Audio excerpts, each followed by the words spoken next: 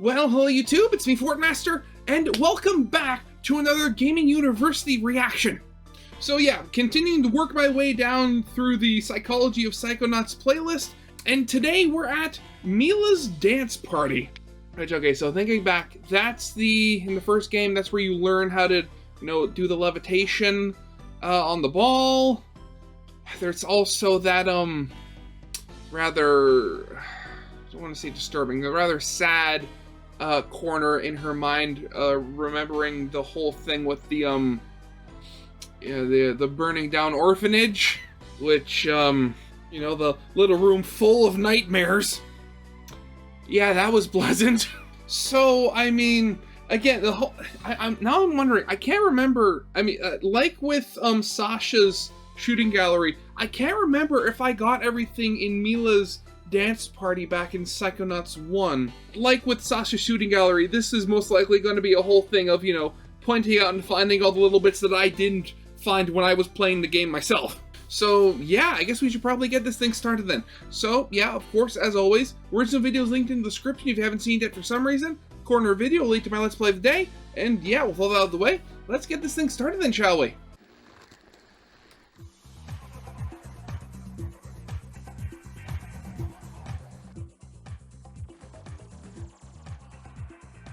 Rasputin's second attempt at tackling the brain tumbler ends in failure as well. This time he makes it a bit further, but is blocked halfway up the thorny tower. Sasha informs him that until he learns to levitate, he... Halfway up the thorny tower. Oh my god, I never... The mental asylum. Thorny towers. I never got that before. He will be unable to complete the experiment. Luckily, one of the most accomplished levitators in the Psychonauts is a camp counselor.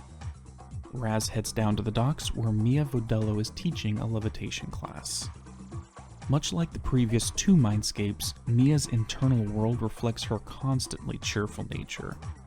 Raz finds himself in a hallway. Which, when you think about it, that can be a little creepy from time to time if it's not, done properly. Decorated like a 70s disco party, complete with lava lamps, upbeat music, and Mia herself dancing on floating TV screens. The entire mindscape follows a fairly linear path. This place is designed to test out various functions of the levitate ability. This is performed by collecting one's thoughts into a ball, which can be used to bounce or float. For those like Raz and the other campers, their levitation orbs are visible.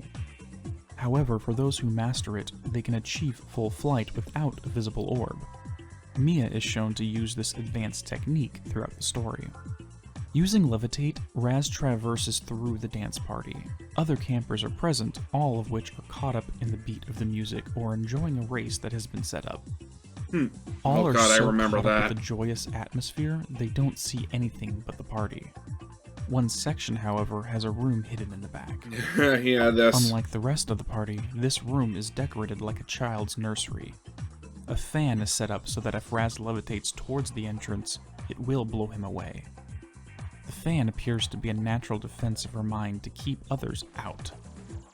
As Raz enters, her voice comes in, pleading with him to leave. Her tone loses some of its cheerful quality. The toy chest in the corner leads deeper, and upon opening it, Mia becomes more panicked. While her entire mind is a disco party, trapped underneath is a fiery prison where she keeps her nightmares. As Raz wanders inside the cage, he hears whispering, begging for help.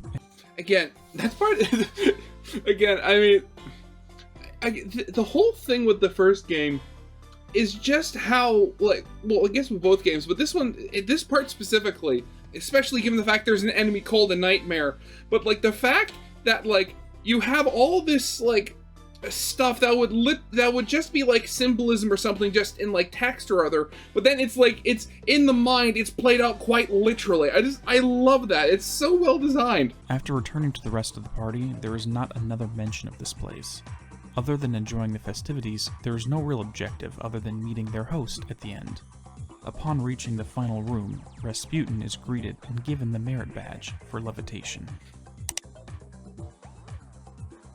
For Milla, the figments in her mental world can be broken up into 3 primary categories. The first is devoted to the party itself. This includes musical instruments, dancers, and a DJ. As her mind is focused on keeping the party going, this is no surprise. Yeah. The second set of figments relates to television and that Hollywood magic. These figments include cameramen, a figure holding a clacker, or figures that appear to be techs working on the lighting. At the start of the mindscape, Milla does mention that she was always meant for TV. The final figments only appear within the hidden nursery. They depict infants playing, some with blocks, on a wooden horse, or holding a teddy bear. Within the room she keeps hidden, the figments of her imagination do not reflect the themes present in the rest of her mind. Unlike the previous 2 mindscapes, the mental vaults that Milla has do not directly relate to one another. What they reveal are independent aspects of her past. The first of these is entitled Milla's Adventures.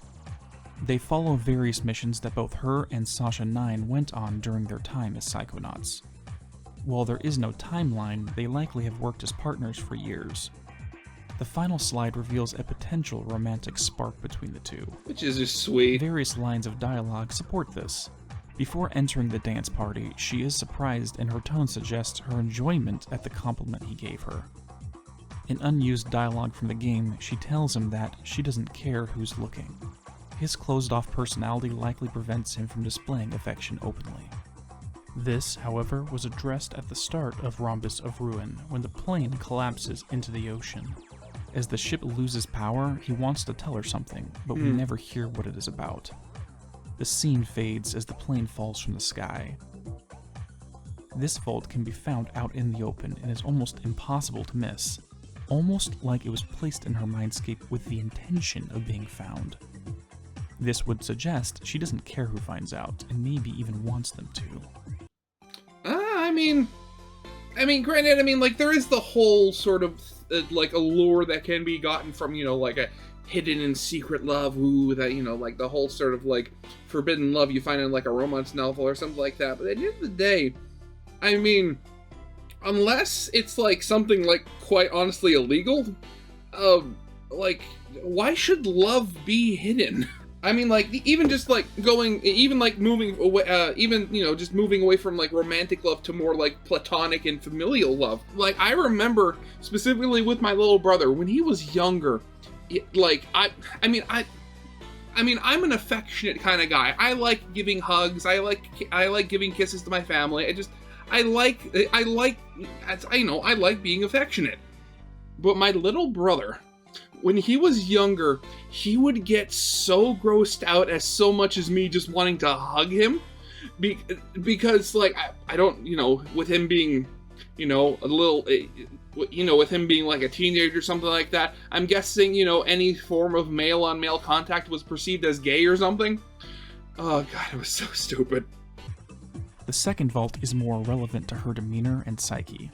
This one, unlike the first, is hidden away. In the secret nursery with the figment of playing children, this vault wanders around. In this one, named Milla's Children, we witness events that help to form much of her behavior in the game. At one point, she worked at an orphanage. After going out for groceries, she returned to find the building consumed by flames. Terrified, her approach was greeted by something else as well. Being psychic, she was able to hear the thoughts of all the children inside as they burned alive, all begging her to save them. Inside the toy chest, there's a room that's of just fire horrible. with her nightmares whispering to her much like they did on that night. Some of them even accusing her of failing them. The trauma she suffered on that night still haunts her and may have been the catalyst that pushed her to the Psychonauts. There are 2 primary facets I have noticed about Milla Vidello. Let's tackle them in the order I believe they developed. Milla's outward demeanor is always bubbly, outgoing, and cheerful. Her mind is structured like a dance party so that she is always singing, dancing, and having an all-around good time. This is the mask that she projects out into the world, not only for the benefit of others, but for herself as well.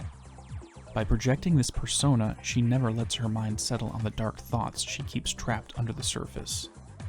Hearing the final thoughts of those she cared for left a scar she would never escape from. Upon entering the nursery, she tells Raz to get back to the party, saying it is a party killer. Oh god, yeah. But I mean, there is, from what I've heard, there is some, truth to the whole thing of, essentially fake it till you make it when it comes to, like, being happy and stuff like that. Like, I have heard that a good way of actually being happy is just pretending to be happy, and then your brain kind of tricks itself into thinking it actually is happy, and then you actually are happy from pretending to be happy. So, I mean, like, it's gotta be cheaper than therapy. Especially when you heard the dying screams of children burning alive. Not only does she not want Raz there, but she herself doesn't want to revisit this either. In my opinion, I believe that after the fire, Milla began to suffer from or displayed characteristics of a condition called smiling depression. While depression is associated with outward signs of sadness, lack of motivation, and lethargy, a person suffering from smiling depression does not display these signs.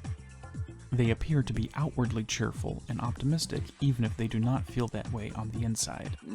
Not only that, but in order to mask these feelings, they may overdo things such as laughter, cheerfulness, or dedication to a task. What was that I heard? What was that I said before about the whole thing of being constantly happy can be a little creepy sometimes if it's not done right. That's the creepy part. In Milla's case, that may be her dedication to the Psychonauts and her responsibility for the children's safety. Sometimes smiling depression can be more dangerous than the regular form of depression. With a facade telling everyone that nothing is wrong, no one knows you need help. The reason some keep up the mask and hide it can be as simple as embarrassment or the sense that if they stop the dance party in their head, it shows weakness. They may be in denial over what is troubling them or don't wish to burden others with their problems. For Milla, this may be linked to her self-imposed guilt over the children's deaths and her desire to keep a positive environment for those around her. This attempt to mask her inner self can be seen in parts of the level design and belief she should be on TV. I feel this is another echo of her smiling depression and desire to keep a permanent facade. By being on TV or film in general, she would be allowed to be someone other than herself. The role of an actor is to leave behind the person they really are and become someone else. The persona of the cheerful camp counselor is the role she plays. The trouble I have heard that some method actors have is they embody the role so completely it becomes hard to distinguish the persona from the person underneath.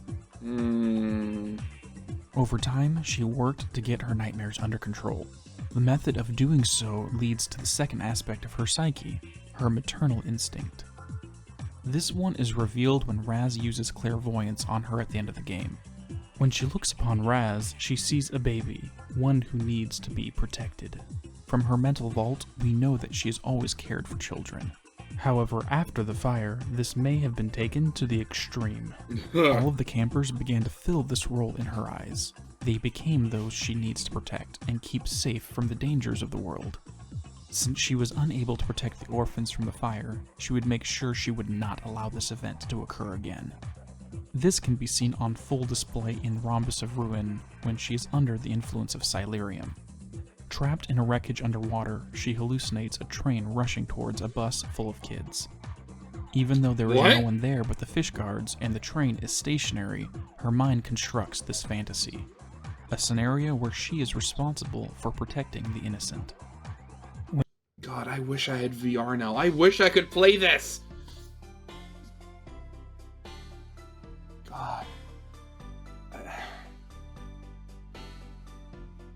Again, it's the whole thing. It's just thinking back to the whole therapy thing. Like, how? I mean, again, it's like under normal circumstances, like trying to fix what she has broken would be like an absolutely monumental task. Just trying to hammer in the thought of it wasn't your fault. There was nothing you could do about it because you were gone for the majority of the time. But then that whole added layer of, again, just being able to hear the screams in your head. When we fail at something, as Mia feels she did on the night of the fire, there are several common reactions. We can begin to view our own talents as weaker than they really are. After all, if we failed, we must be less capable than we thought. Our motivations to keep trying becomes impaired. It becomes easier to never venture out again, because it is safer to never try. These are all tricks the mind plays to protect itself. This can be seen on multiple paradigms, whether it be in the context of Mia and her children, emotionally when one puts themselves out there romantically, or even a position like a new job or skill. Any form of failure can make it difficult to maintain the confidence needed to keep going. Oh god. This reminds me of the failed hero's journey. After crossing the first threshold, the hero is faced with trials. The hero could abandon the journey and return home, to cower in safety, afraid to leave again because they fear they will fail. This is not what Mia did. There are always two reactions to adversity. The aforementioned one is to surrender and never try again. The other is to strengthen oneself and ensure that one is prepared next time. She refuses to let the nightmare control her. Nightmares take physical form in this game and are the creatures trapped inside the toy chest. They represent the fear and trauma of our psyche. I have mentioned before about the dangers of keeping memories and emotions locked away. Echoes of it can be seen in the final game. Just like our actions can affect those around us, her nightmares were intended to escape the prison and begin infecting the minds of others. Raz was tasked with hunting them down before they could ruin their inner worlds. This was removed from the game before release because the developers felt that Mia would not allow her nightmares to affect those around her. Wow, okay, I didn't know that was originally going to be a thing. Okay. However, two of these encounters remained. While they were repurposed to represent Boyd's paranoia, Raz fights nightmares in the Milkman conspiracy. The nightmare fights themselves can be interpreted as being thematically relevant. After Raz whittles away its life, the nightmare collapses and begins to spew another enemy called personal demons. These are little bombs in the mental world that are always waiting to explode, just like they randomly burst to the forefront of our minds. If he does not deal with the personal demons fast enough, they will restore the nightmare's health. Only by throwing the personal demons at the nightmare can it be defeated. As I mentioned earlier, everyone has two ways of dealing with adversity. Either let the nightmare take control and lose the ability to function, or use them to fuel one's actions and journey to better oneself. She decides to take the second, more difficult path. Rather than let her nightmares control her, she locks them in a cell, buries them at the bottom of a toy chest, and hides the chest in a room where a fan blows people away who try to enter. Her comment when Raz enters the cell is that she has her nightmares under control. She has strengthened herself, both emotionally and psychically, into a force that would never allow her children to be harmed again. While they may not be hers biologically, this fierceness is a reflection of the love she has for all of them. As the saying goes, there is nothing more dangerous than a mama bear protecting her cubs. Oh god. You know, again, I'll say it again, like, the Psychonauts 1, and Psychonauts was just such a good game. So well written. And again, that whole thing, you know, nightmares being a physical thing that can harm you. Oh. Truly fantastic. But yeah, that's gonna be it for now. So yeah, of course, as always, you know, original videos linked in the description if you haven't seen it for some reason. Corner video will lead to my Let's Play of the day. And yeah, with all that out of the way, I hope you guys liked. If you did, leave a like, subscribe if you have not, and I'll see you guys next time. Goodbye.